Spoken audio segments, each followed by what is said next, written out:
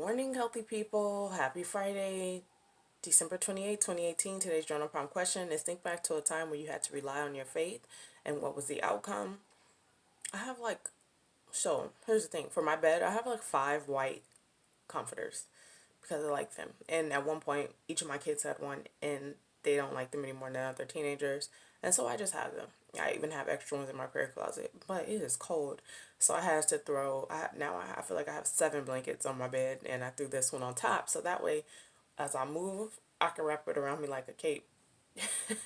So I don't know. I always felt like, I wonder how many people think I have the same comforter, or I don't wash the comforters that I do have or things like that. Because I don't change them. I'm not trying to be fancy or impressed, but I do have a lot.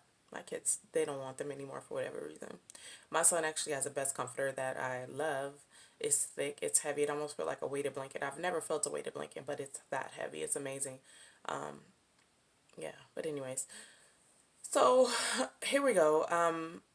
Faith is a big part of my life, habits and lifestyles life, simply because it saved my life. When I first went into my healing, I used faith. At that time I used the Bible for my healing, for me.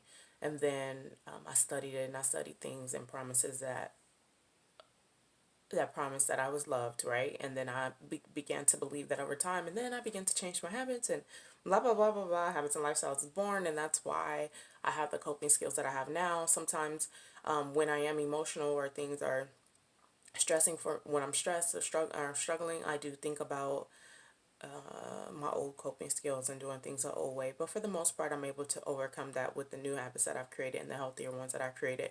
And part of that is because I ask myself the question why a lot. But here we go. We'll talk about that later. So think back about a time. I wrote back to a time. I wrote this already. I wrote about a time when I quit my job. My friend Alex always say, I say, deuces, I quit my job because I was not productive. I kept other people from being productive. I did not like the job. I had went from teaching to a call center environment, which is what I left, which is why I went back to college, and I did not like it. It was not for me. So I quit, and I was a long-term sub. And when that position was coming to an end, I don't even think it was coming to an end. No, it wasn't even coming to an end. I was a long-term sub, and we were getting ready to go into the Christmas school year, and I was offered a position to work there full time, but I knew I did not want to go back into the classroom in that realm, so I turned it down. So I was jobless. So then I started thinking, like, what do you want to do?